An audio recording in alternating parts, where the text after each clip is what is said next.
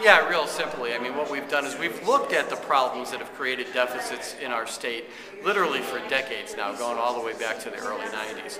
And what we've discovered is a lot of the common understanding is simply wrong. So first and foremost, we need to destroy the myth that the state is overspending or is ramping up spending at a very high level, and that's what's created these deficits. Nothing could be further from the truth. Not only are we one of the lowest spending states in the nation, ranking 43rd in overall spending in our general fund, but we've been cutting that spending so much so that after you adjust for inflation and population growth, we are literally spending less today under Governor Quinn, a Democrat, than we did 16 years earlier under Governor Edgar, a very moderate to conservative Republican. So no, we're not high spending, and in fact we're cutting spending. And number two, the Great Recession didn't cause our problem either.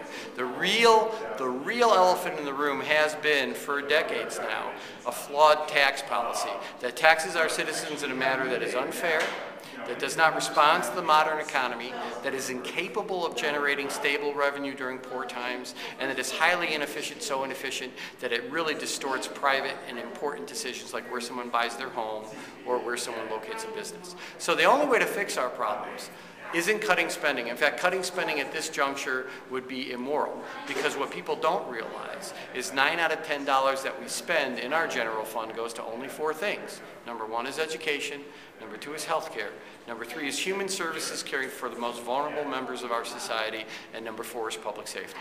That's over 9 out of 10 bucks. Really? We should cut that more? We've been cutting it for a decade and we're low spending to begin with.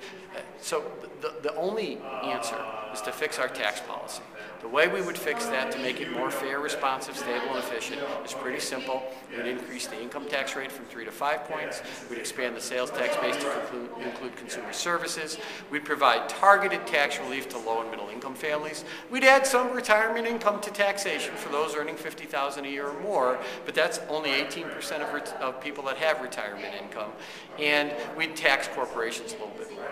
If we did all that, we could not only eliminate our deficit, what we could do is start investing more in public education, get to the point that every child in Illinois has a high-quality public education, which is the ticket into becoming economically competitive. We could build our infrastructure, and we could start building a better tomorrow. We can't do it without tax reform.